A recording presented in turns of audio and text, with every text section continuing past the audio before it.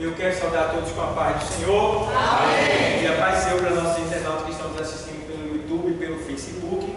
Nós estamos dando início a mais uma aula da Escola Teológica de Preparação de Obreiros. E nós estamos dando início hoje a um curso, que é um curso de homilética, né? Homilética, ela é a arte de pregar.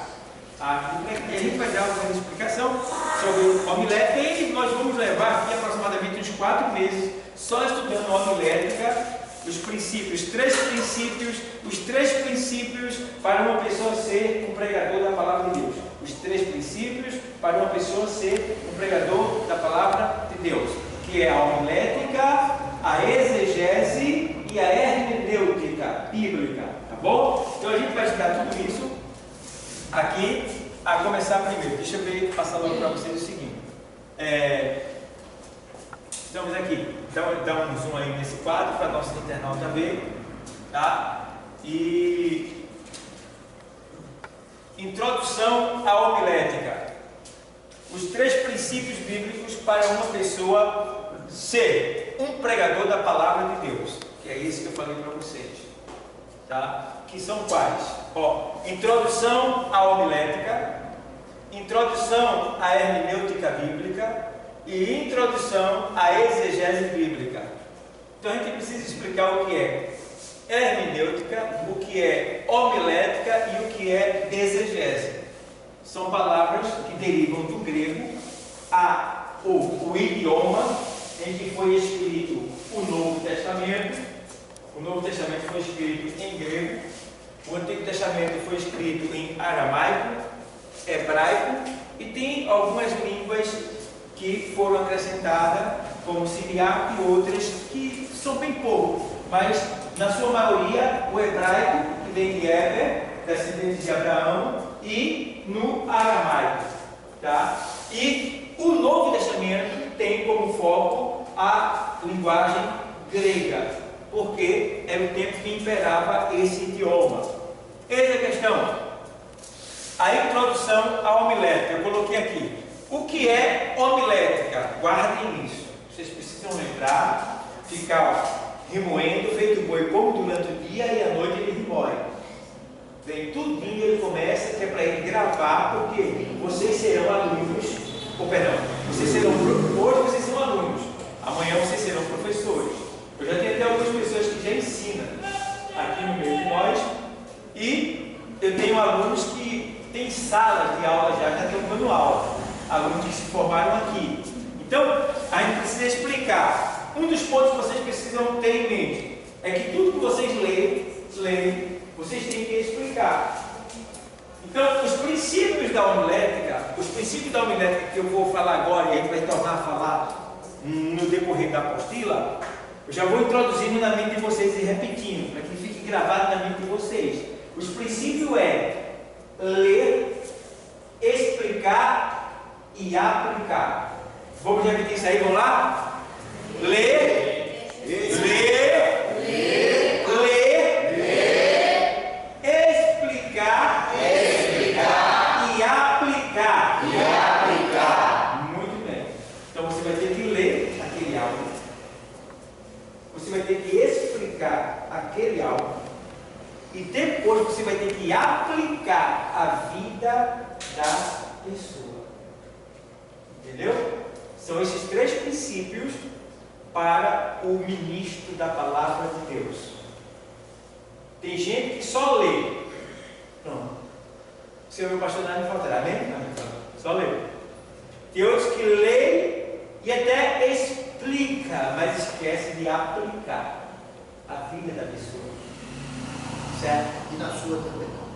Ele já aplicou a vida dele, agora ele está aplicando a vida daqueles para quem ele vai pregar, né? Sabendo, porém, que a vida dele tem que ser um testemunho. Ele tem que ter um testemunho de vida. Porque eu, para pregar, eu tenho que viver. Eu não sou perfeito, mas eu tenho que pregar e tenho que viver. Certo? Então isso é muito importante. Então, são os princípios. Aí vamos lá. Aí a gente vem para homilética. O que é homilética? Interrogação. A resposta é a arte.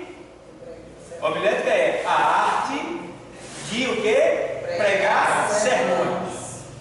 Então a homilética é a arte de pregar sermões. Eu coloquei aqui embaixo, esqueci de colocar aqui em cima, eu coloquei aqui embaixo.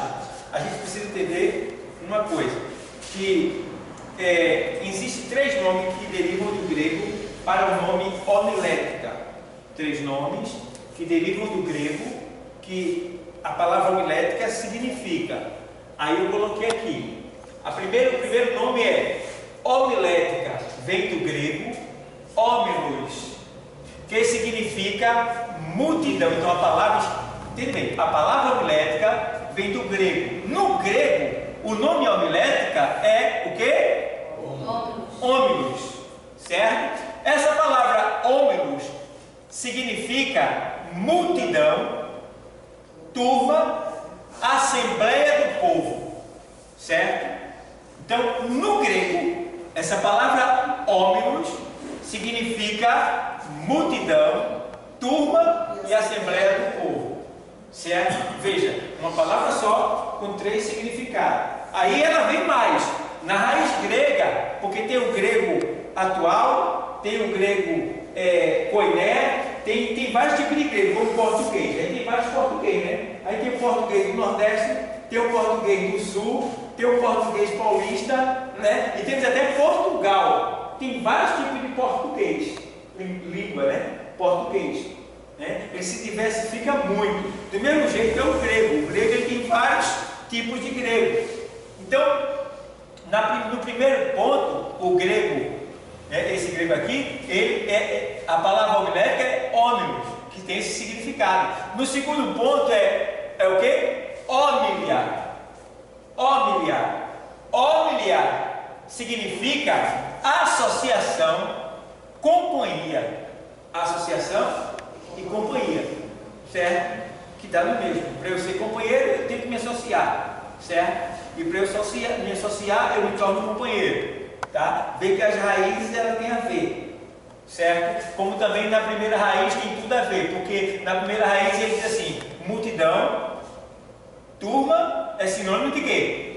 De multidão, certo? E turma e multidão também é sinônimo de quê? Assembleia de povo, certo? Então veja as raízes que está conectando-se, tá bom? Para vocês entenderem. Aí vem aqui, terceiro nome para o nome homilética, né? Aí tem homiléu, aí vem homilética, homilia e homiléu. Homiléu significa falar, conversar, certo? Falar e conversar, que é a mesma coisa, podemos dizer. Quem fala está conversando com alguém, certo? Ah, pastor, será? Nem sempre. Sim, no máximo a pessoa está falando consigo mesmo. Uma vez aconteceu isso. O salmista diz assim: por que te perturba, ó minha alma? Espere em Deus, pois ainda o louvarei.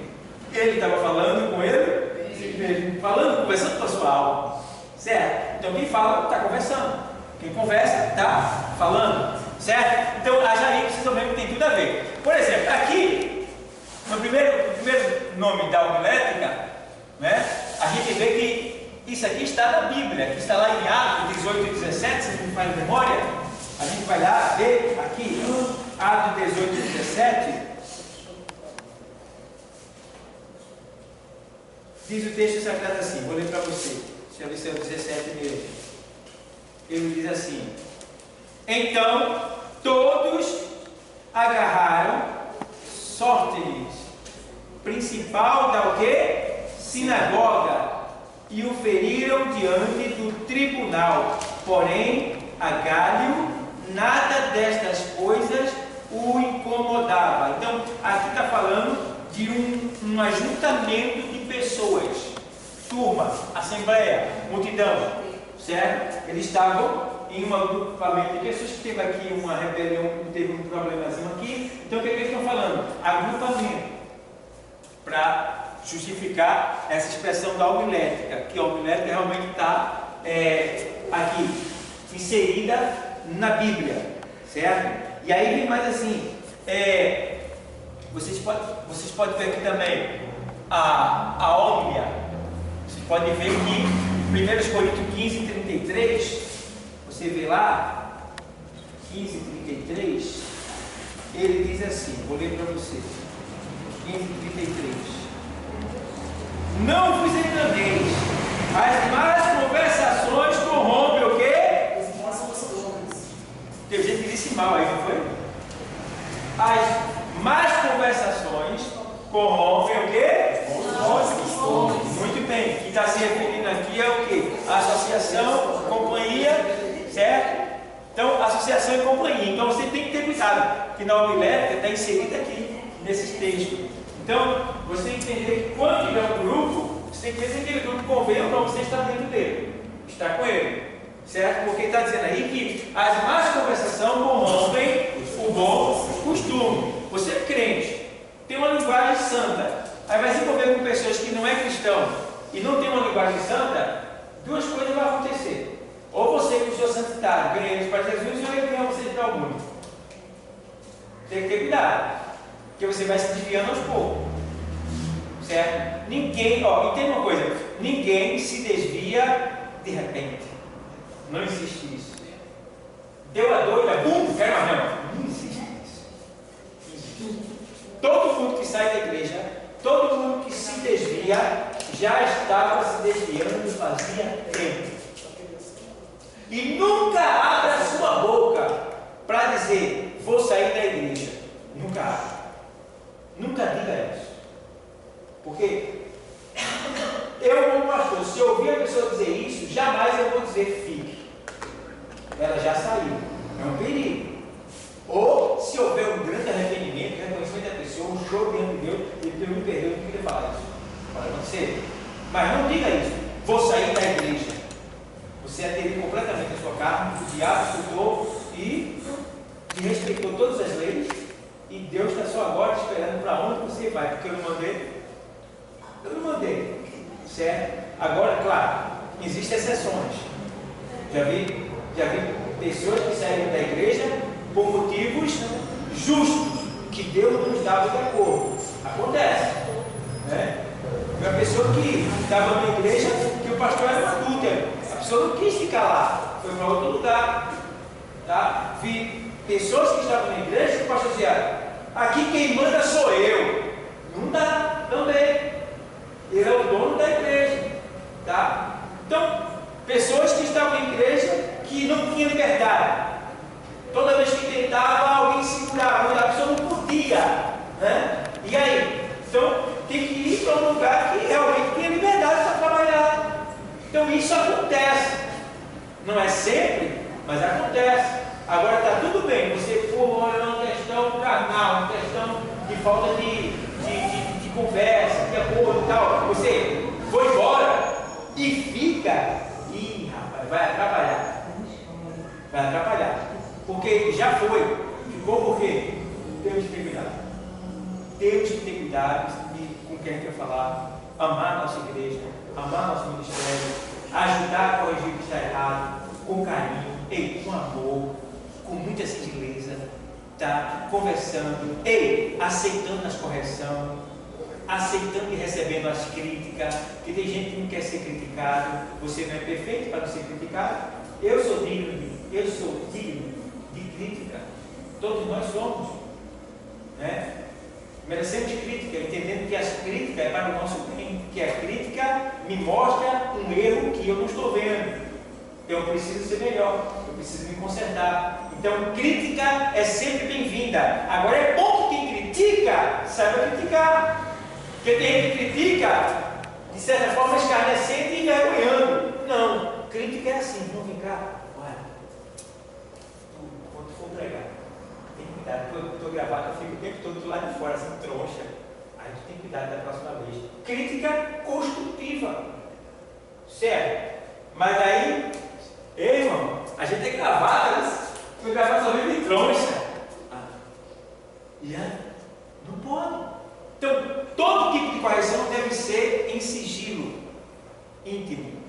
O Senhor diz assim: se alguém pecar contra ti, se teu irmão pecar contra ti, vai até ele, tu e ele só.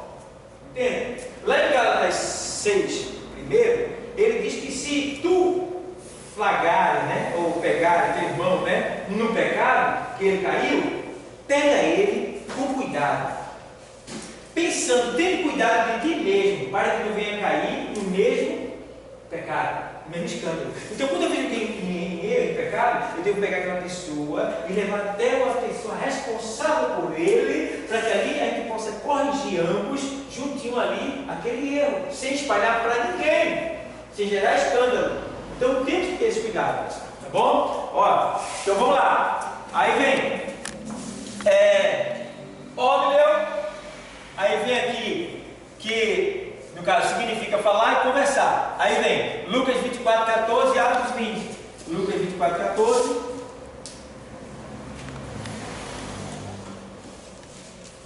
Lucas 24:14. 24:14 diz assim o texto sagrado: e iam falando entre si de tudo aquilo que havia o quê? Sucedido. Isso aqui é os discípulos no caminho de Emaús. Eles estavam a falar e a conversar. Homilética, está vendo? Homilética. Eles estavam a falar e a conversar acerca do que havia acontecido em relação a Jesus, certo? Atos 20 fala que, aqui, vamos lá, Atos 20, ele diz assim: depois que cessou o alvoroço, Paulo chamou a si os discípulos e, abraçando-os, saiu para a Macedônia. Ou seja, Paulo visita outra vez a Macedônia e a Grécia, e depois volta para a Ásia. Então você vê aqui que houve um pequeno alvoroço, tá? Mas Paulo depois abraçou todo mundo e partiu. Então, aqui fica bem claro que Paulo, ele estava a conversar. Esse alvoroço aqui é acerca da partida de Paulo, né? Que o povo não queria que Paulo fosse, aquele negócio todo, e daí vai. Então, eu estou explicando para vocês o princípio homilético que ele está inserido na Bíblia. Porque você pode dizer, não tem esse nome na Bíblia não, homilética não.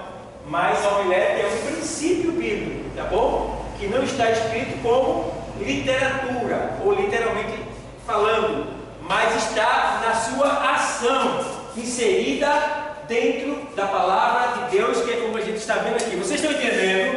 Amém. Estão entendendo? Então, se não tiver dúvida, perguntem, certo? Então, vamos lá.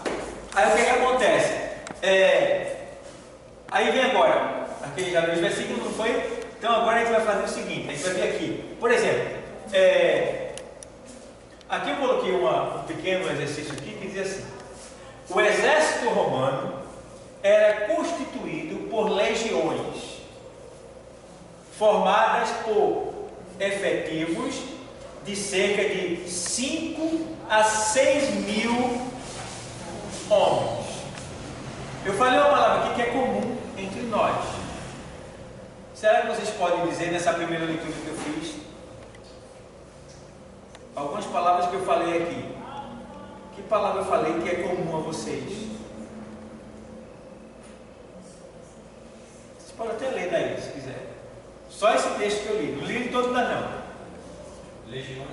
Legiões. Certo? A gente está aprendendo, sem ter medo de falar. O exército romano era constituído por legiões, formadas por efetivos de cerca de 5 a quanto? 6 mil. Quando vocês ouviram falar, por que eu peguei o nome legião como comum? Porque a gente fala muito sobre o gadareno. Você lembra? Veja, a gente está aprendendo nome leve, carro de pregar. Vão recebendo aí. Tá? Então, quando a gente fala de legiões, a gente está falando de 5 a 6 mil homens. Que no que diz respeito ao endemoniado gadareno, ele diz: nós somos, meu nome é legião, porque nós somos muitos. Então tinha ali uma legião, no completo, no total, de 6 mil demônios. Mas a palavra legião também tem uma raiz que diz que uma legião não é só 6 mil, mas 6.340, porque tinha legião de homens, soldados, e tinha o aparelhamento. Por exemplo, havia ainda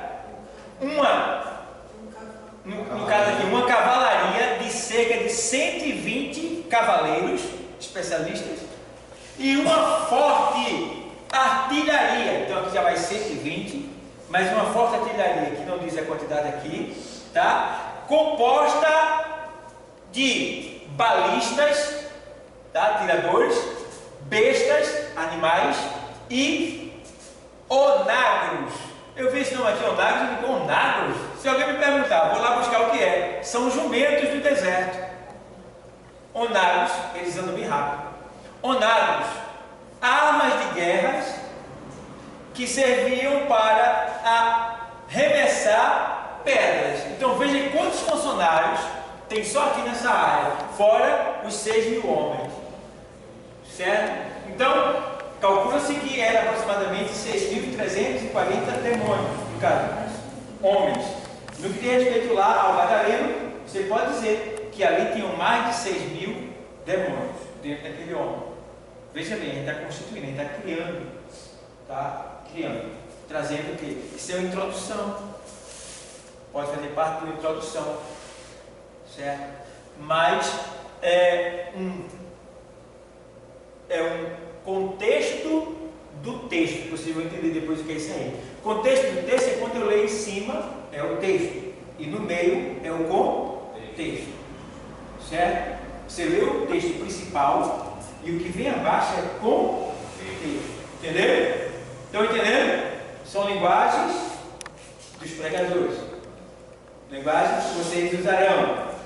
Certo? Então vamos lá. Aí, como vocês podem ver aqui, e arremessar pedras. Então, tinha muitas armas.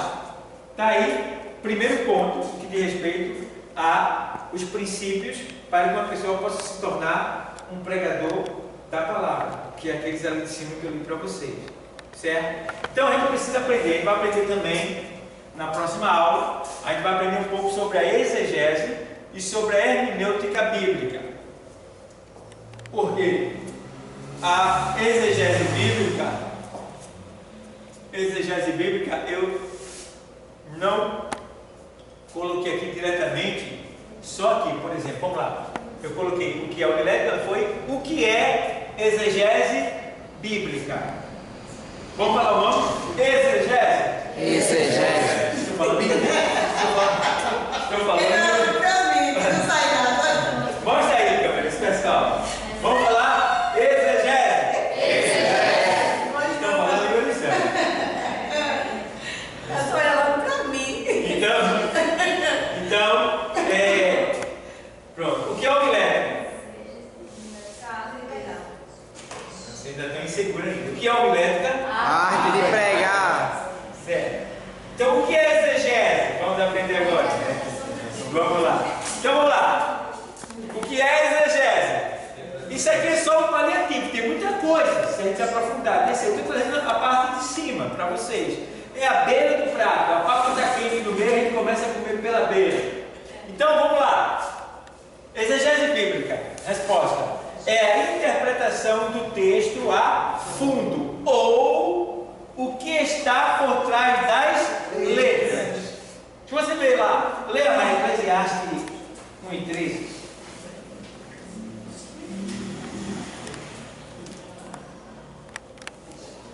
É 1:13 de Eclesiastes.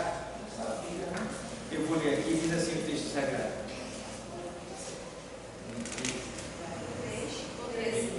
1:13 diz assim: e apliquei o meu coração a esquadrinhar e a informar-me com sabedoria de tudo quanto sucede debaixo do céu. Essa enfadonha ocupação deu Deus aos filhos dos homens para nela os exercitar. Não sei se vocês entenderam aí o que é que o sábio Salomão ele está falando aqui. É aí que vai entrar a exegese. Você vai ter que interpretar o que é que ele quer dizer aqui. O que é que ele quer dizer? Exegese está aqui, é exegese. O que é exegese? Aí você vai ver, vamos lá. E apliquei o meu coração a esquadrinhar e a informar-me com sabedoria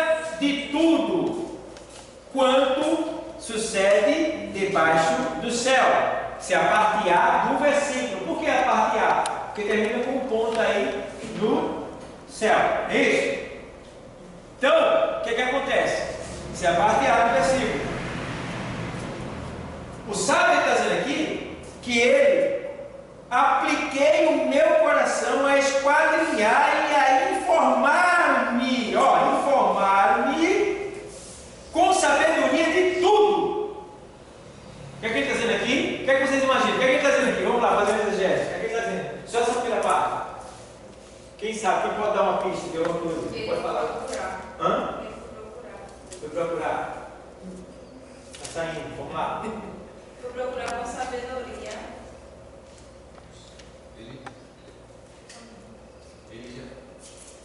Ele aqui está esquadrilhando para poder informar tudo aquilo conforme de acordo com a sabedoria, para não acabar dizendo algo que não venha prejudicar o próximo. Ele se preencher, ele se encher de Bíblia para poder cair na luta. Sim. E mais? Pode falar. A gente está fazendo exegese bíblica. A exegese ali não é única, não. Ali, ó, é milhares de exegeses. Estava se fortalecendo para poder Também. É esse momento que o senhor está Ele fazendo estava se assim, o senhor está fortalecendo formando para essa poder. ideia a nós aqui de uma forma que com sabedoria. Certo? Então tem que acontecer. O sábio está dizendo, o sábio está dizendo que ele aplicou-se a informar, a se informar Eu não ia explicar nunca. acerca daquilo dali que ele está lendo. Ele está querendo aprender. Isso é exegese. Ele foi lá, o que é esquadrinhar? É descer mais profundo. É ir nos quatro cantos, esquadrinhar. É você ir lá, dissipar tudo que tem acerca daquilo dali. Então, é o tipo da coisa. Como, por exemplo, eu falei isso aqui para vocês. Eu estava lendo o texto e quando eu vi falar de onágoros, eu nunca vi essa palavra na minha vida. Onágoros, eu fui pesquisar, fui esquadrinhar a palavra para saber o que ela traz. E aí eu descobri que onágoros são jumentos do deserto. Veja, aqui ninguém nunca ouviu falar isso. Certo? Então, ele faz, e apliquei o meu coração a esquadrinhar e a informar-me. Ele estava buscando conhecimento, se informando com sabedoria. Não, é com sabedoria. Essa expressão com sabedoria quer dizer que você tem que saber o que realmente está dizendo o texto. Não é o que você pensa, não é como você quer, não é como você acha. Não, é a raiz, a realidade, a verdade da palavra, com sabedoria de tudo quanto sucede debaixo do céu. Tudo quanto sucede debaixo do céu. E aí ele faz essa enfadonha ocupação. Olha aí, é enfadante ler, buscar, estudar a Bíblia, principalmente para nós que trabalhamos. A gente muitas vezes vai ler, dorme, cochila, é enfadonho, entendeu? Quando a pessoa só vive para isso, é ótimo, é bom demais.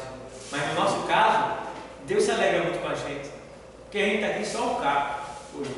Muitos de nós viemos nas carreiras de trabalho, pensando nesse lugar. Então Deus fica muito feliz.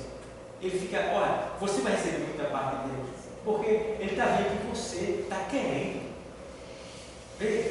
Então, é muito importante.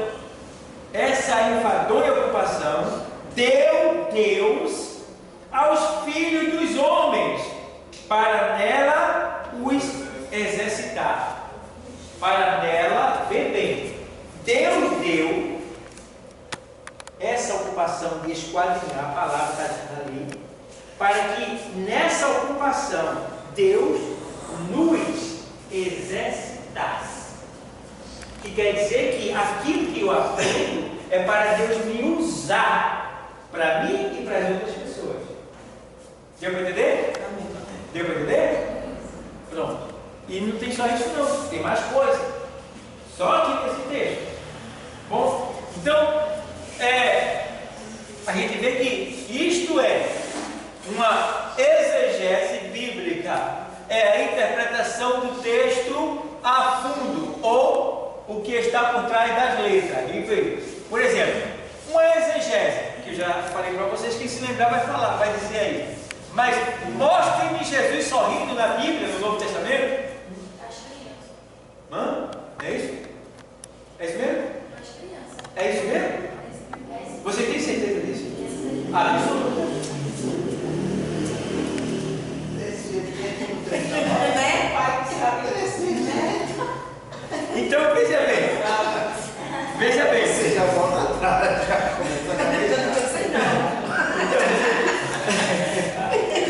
Aí, justamente. Por quê? É assim que alguém vai dizer: você está falando isso daí? Você tem certeza do que você está falando? Você tem que ter certeza. E dizer, absoluta. Pronto. Para a pessoa na hora, alguém pode testar. Certo? Então, quando ela sair, eu já vi falar disso aqui. Quem ouviu, guardou. Então, realmente, Marcos 10 e 13, você lê, vai, abre a tua Bíblia, lê ali. Marcos 10 e 13, o Evangelho.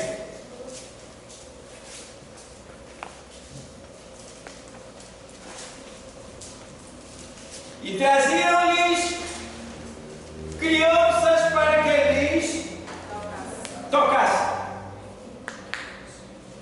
Mas os discípulos repreendiam aos que as traziam.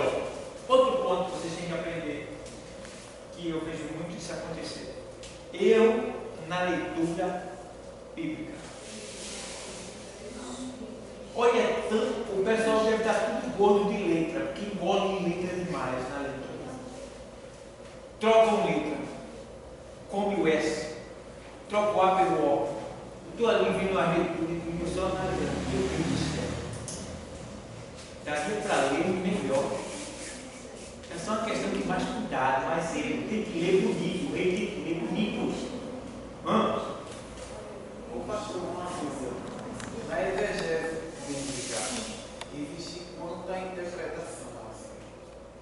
A exegese bíblica é você interpretar o texto a fundo. Eu sei, mas existe quanta interpretação de determinado texto? Porque Mas quando ele escreve, não tem número, não. É um conceito. eu já vi um caso aí assim, pregando falando do cego de Jericó. Isso. Só que várias interpretações. Isso, outra coisa. Não tem limitação. Assim. Não, eu posso pregar num texto só o ano todinho. É porque cada um vai pregando. É infinita a Bíblia. Você prega um texto só o ano todinho. Certo? Então aqui você vê que, aí vai, ó, vou ler para vocês, vê só. Ó, diz assim, ó. E traziam-lhes, ou melhor dizendo, e traziam-lhe crianças para que lhes tocassem. Mas os discípulos repreendiam aos que lhes. Esse lhes aqui para não falar isso mesmo? Os trazia, é isso? Nos trazia? Luz, né? O meu é liais. Aqui, ó. Aí vem aqui. É na janela. Pronto, aqui é liais. Liais trazia. Ou luz trazia. São sinônimos, é o que eu falei. Português. Tá? Aí, bebê. Aí, o que ele faz? Jesus, porém, vendo isso, indignou-se e disse-lhes, e disse-lhe, pessoal, lê assim, e disse-lhe, não, bota o S, fica mais bonita a expressão, e disse-lhes, que coisa bonita, e disse-lhes, entende?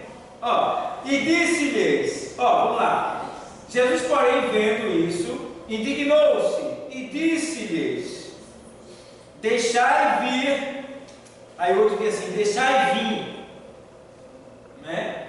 Deixai vir a mim, não, deixai vir, o que é que o pessoal lê, deixai vir, né?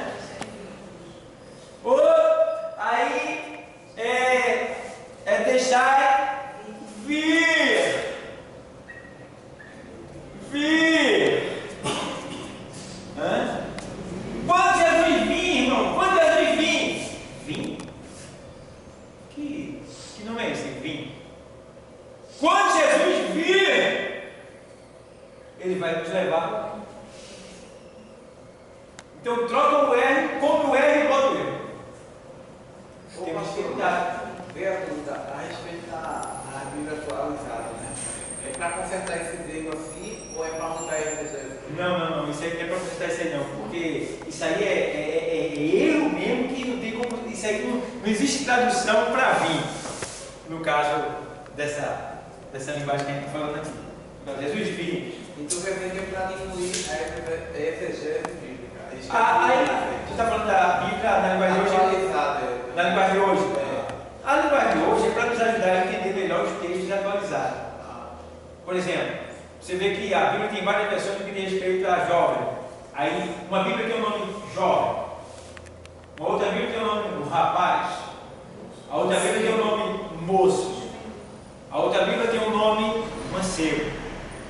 Veja. Então, são várias, né, palavras, né, para um só. Então quer dizer que eles querem diminuir, né, a exegese bíblica. Se ele quer diminuir? Sim. Não, isso não diminui a exegese bíblica. Porque as traduções, ela ajuda a gente a entender melhor, entendeu? A tradução bíblica. Agora, no que diz respeito à linguagem de hoje, ela é bem clara. Ela esclarece melhor o assunto lido de maneira atual, no idioma de agora, na linguagem de agora. Aí ela é boa. Você precisa, não é boa para a igreja, é boa para estudar. Você estuda essa, lê essa e lê dela.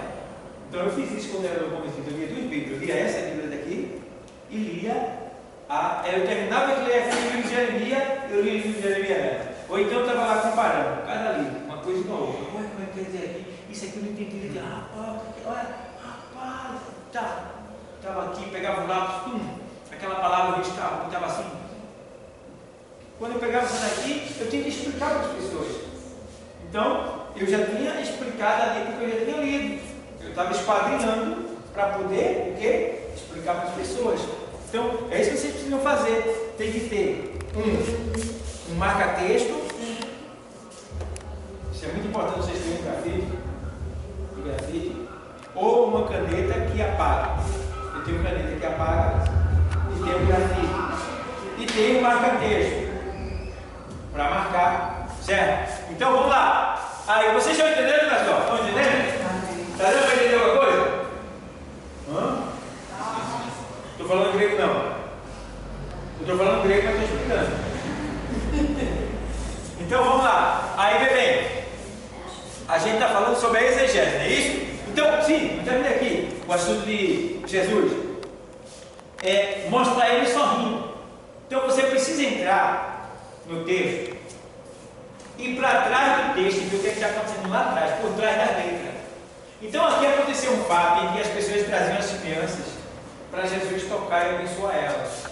E os discípulos não deixavam que as crianças viessem até Jesus, porque eles não queriam que Jesus fosse incomodado. E aí Jesus vê eles repreendendo as crianças, impedindo as crianças chegar até Jesus, e Jesus os repreende, dizendo: quem vos ordenou, quem vos autorizou a impedir os pequeninos virem a mim? Né? E ele diz: deixai vir, não é vir, deixai vir a mim os pequeninos, porque dos tais é o reino de Deus.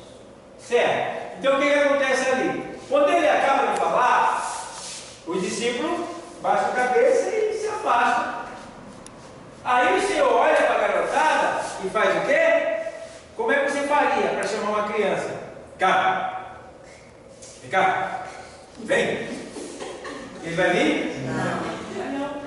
Você vai ter que entender que por trás desse texto, Jesus ali é o único lugar que você vai ver ele sorrindo. Não só ali, tem outros lugares ali que a gente vê. Ele estava comendo, estava bebendo, ele se alegrava. Mas aí você vê bem claro que para chamar as crianças, repreendeu o discípulo, deu uma dura nele. Não faça isso com ele não, rapaz.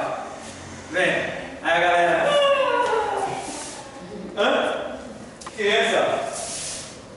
correr para cima de Jesus, prata, caminho e tal, vê que vence. Então, o quê? Ele deu um sorriso. Ele teve que fazer uma cara bonita para deu uma dura com a cara feia dos discípulos, dos marmanjos, e agora olha para as crianças. Pode ver, certo? Então, a exegese é isso aí, é você pegar, ver o texto e começar a ir para trás do texto, ver o que aconteceu ali por trás, que é para revelar para as pessoas o que aconteceu ali. Não ao seu ver, da sua maneira, mas da real, né? Da real maneira que é ali, que foi ali. Então, vocês estão entendendo? Deu para entender? Então, você lê o texto, o Senhor é o meu pastor, nada me faltará. Você vai ter que dizer, o Senhor é, aqui no caso, Deus, Ele é o meu pastor. Jesus é o meu pastor. Jesus é a palavra de Deus.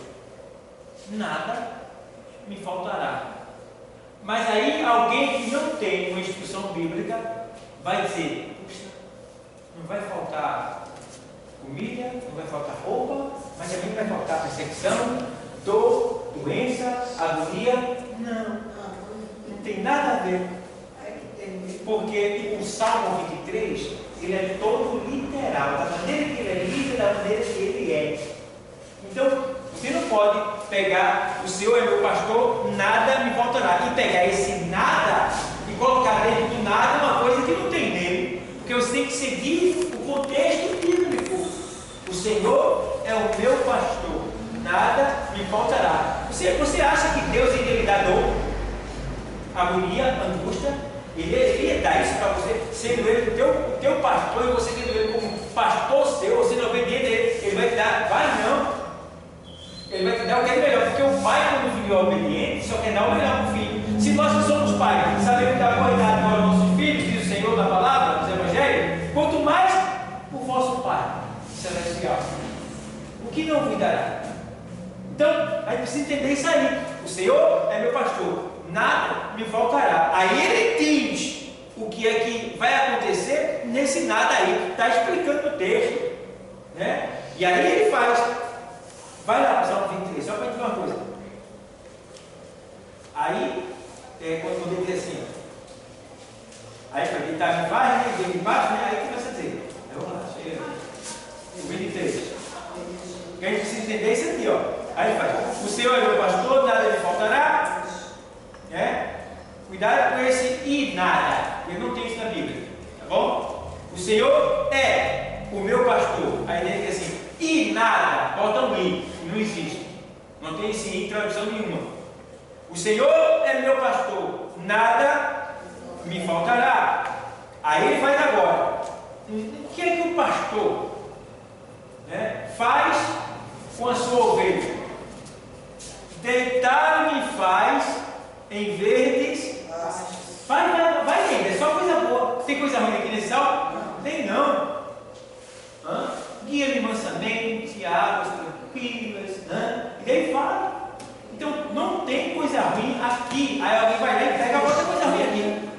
O Senhor é meu pastor, nada de faltar, ainda vai faltar você, vai faltar, não vai faltar, vai dizer a coisa aqui. Só coisa ruim. Você está estuprando a palavra, está acabando com o texto. Então, precisamos aprender para sermos melhor nas nossas ministrações, certo, pessoal? Então, vamos lá. Aí a gente vê aqui no texto, a gente está lendo sobre a exegese, né? Aí vem a interpretação do texto a fundo, e aí, deixa eu ver aqui agora. Já vemos aqui, Jesus sorrindo na Bíblia e tal. Agora a gente vem para o que é hermenêutica. Certo? Vamos falar o nome aí, vamos lá? Fui bem, galera? Vamos lá, todo mundo falando o nome?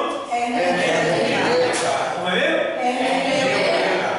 Hermenêutica. Hermenêutica. Vamos lá? Então, hermenêutica. Então, o que é hermenêutica? Bíblica. Isso é um princípio bíblico. Tá bom? Esse princípio bíblico Ele é a Bíblia explicando a própria Bíblia. Certo? Hermenêutica é a Bíblia explicando ela. Como é isso, pastor? Então, ela se explica. Tem assuntos que não canta de um jeito, aí vem um assunto parecido com aquele no outro, que completa aquele. Vocês viram, por exemplo, os 4 evangelhos. Não existe 4 evangelhos. Só existe um evangelho, visto de 4 visões. Porque o evangelho, ele é a biografia de Cristo. Então, como é que se tira uma foto do original? Se tira do perfil.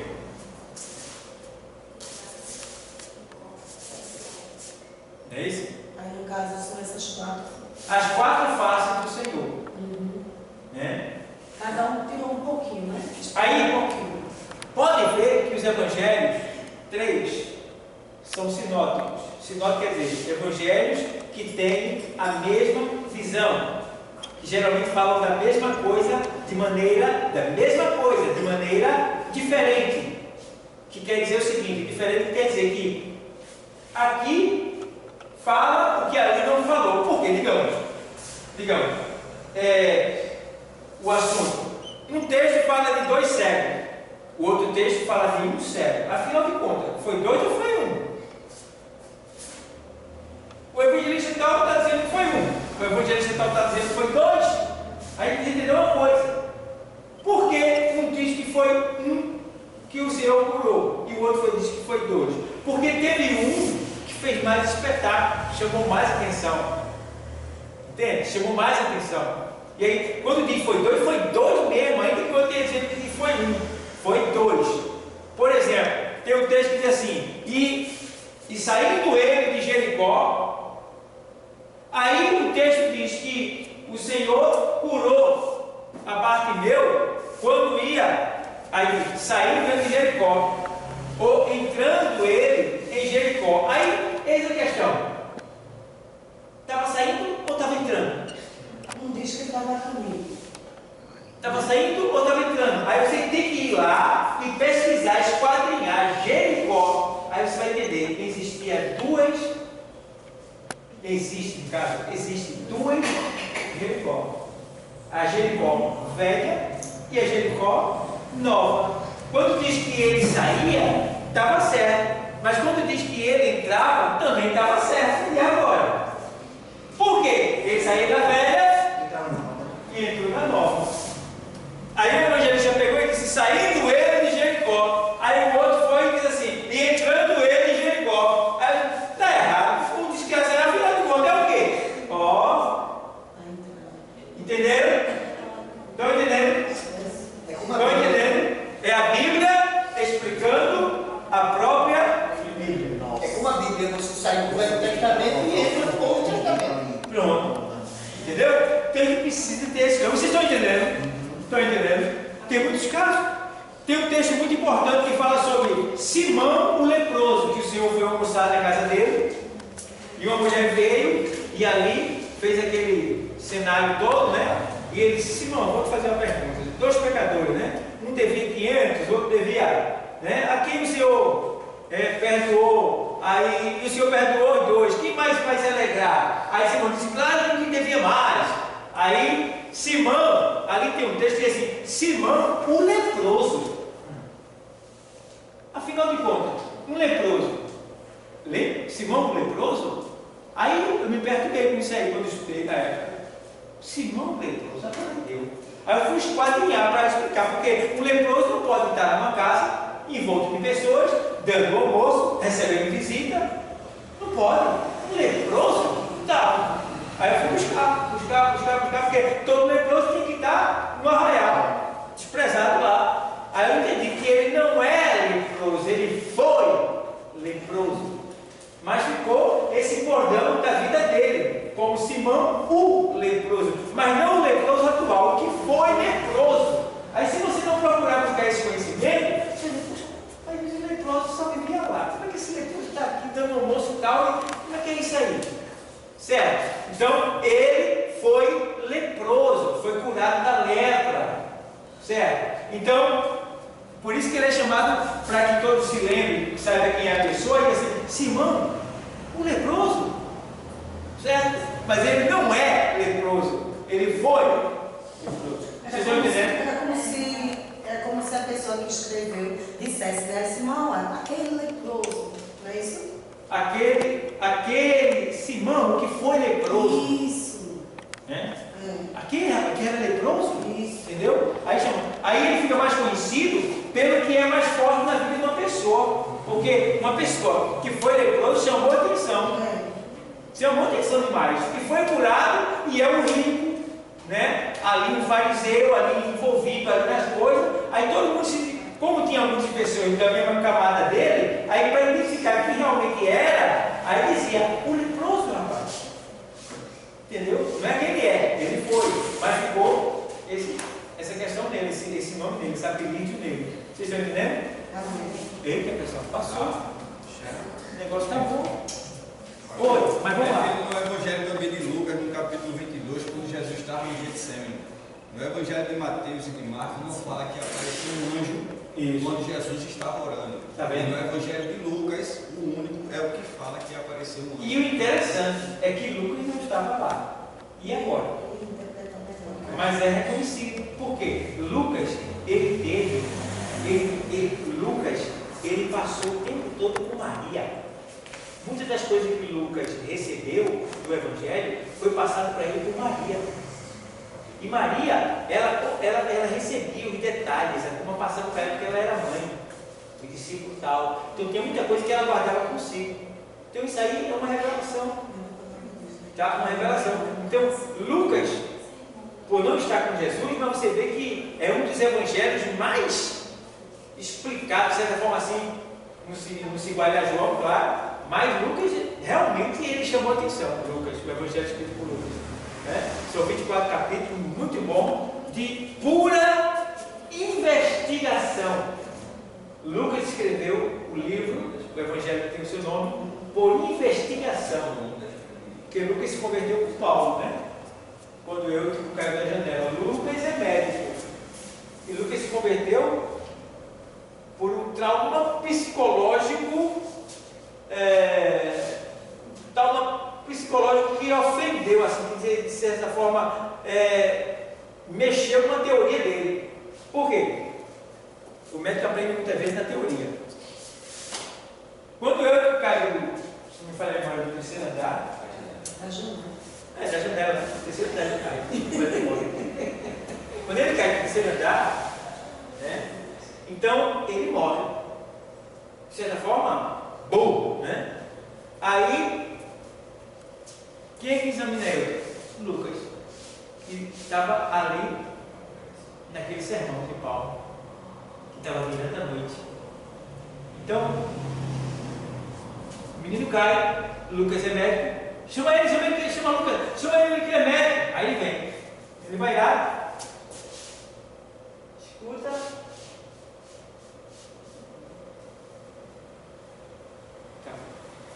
O médico. Aí chega Paulo. Não, calma. O espírito ainda está ali. Ainda tem vida aqui. O sangue está lá quentinho ainda. Dá para desenrolar. Orou.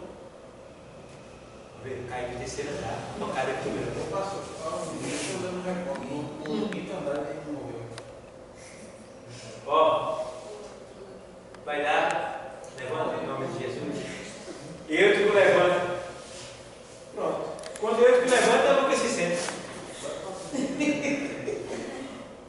Estava morto. Estava morto. Eu sei que ele estava morto. Estava morto. Não. Está estudando. Lucas. Hoje é o que? Lucas, o escritor, né, do Evangelho. Então, foi um choque para Lucas. Meu irmão, não tem que se converter num negócio desse. Ele se aprofundou mais através dessa teoria assim, de divisão que ele teve nesse momento. Foi um dos fatores que fez Lucas se converter.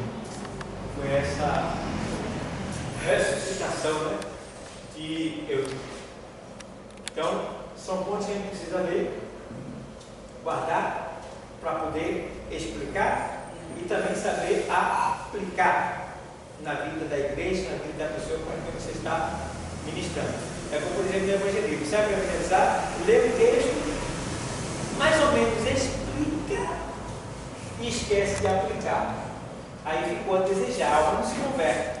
Você tem que ler o texto, explicar o que aconteceu, quando aconteceu, aonde aconteceu, e pegar e dizer, assim é o Senhor, assim pode ser na sua vida, assim, eu não sei o que está acontecendo, mas o texto está dizendo aqui que na sua vida está acontecendo algo semelhante. Aí vai vir a revelação, aí começa a já ver o leque. Aí fica um evangelismo que choca. O camarada vai lá, uma vez saí para 2 vezes, a dirigente da Luciana levou para a casa de uma mulher para evangelizar, mas quando você lê Bíblia, o Espírito Santo está preparado para lhe usar. Ela tinha conversado um assunto lá particular com a dirigente da Luciana. Quando chegou lá, eu bati na tecla lá, o sobre Abraão lá, aquele negócio de filho lá, aquele negócio todo, mas batendo tudo que ela tinha falado com a dirigente da Luciana. Aí quando eu saí, a dirigente da Luciana ficou lá, ela chamou a dirigente da Luciana e disse, a senhora disse para ele, lá perto da garra de cega, lá tudo, já falou para ele?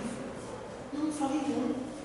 Aí saiu da irmã, aí a dirigente da Luciana saiu, pastor, a mulher está dizendo que eu disse tudo para o senhor. Não foi que ela me disse. Foi o Espírito de Deus que estava ali e falou o que ela quer. Outra vez eu estava evangelizando num lugar que era legal, que deveria ser lugar bem lá, porque eu não sabia mais. E aí, a gente começou a evangelizar, eu li o texto, e o texto caiu sobre na parte de uma mulher que não tinha filho. Não sei se era Sara ou se era Rebeca, não sei quem foi, que não tinha filho. Ali, e Deus fez ter. Aí eu falei e tal, e lancei para a mulher, apliquei na vida, não apliquei na vida da mulher, chorou assim, meu filho assim. Esse problema que você está falando, eu tenho um filho, mas não consigo ter. Tá. Pronto, filha. Quem sabe, Deus pode fazer isso acontecer na sua vida. Cuidado para não dizer que Deus vai fazer. Cuidado. Esse é o crime que ele aparecer, que ele é a glória, que ele ganhar a pessoa assim, prometendo algo que não depende de você, depende de Deus, e agora Deus não é seu empregado. Então, olha, Deus, ele pode fazer. Se ele vê que realmente você está preparado para você, olha, Deus pode, é só você crer. Eu não estou dizendo que ele vai fazer, mas ele pode, ele tem poder para isso. Aqui está escrito que ele fez acontecer aqui, então pode acontecer com você também. Creia! Quem sabe Deus faz acontecer. Então, estimulou a pessoa. Agora, minha filha, Deus fez aqui, ele vai fazer com você também. Vai salvar para você mesmo. Amém? Tá aí? Né? Então, vamos parar aqui. Quero agradecer ao nosso internauta. Estamos estudando homilética, junto com os princípios que se coadunam com ela, que é a exegese bíblica e a hermenêutica bíblica. E não sei se os irmãos entenderam bem aqui, os alunos, mas se eles estão entendendo, amém, né? Amém. Então, amém. Deus abençoe a todos. Pai, Senhor.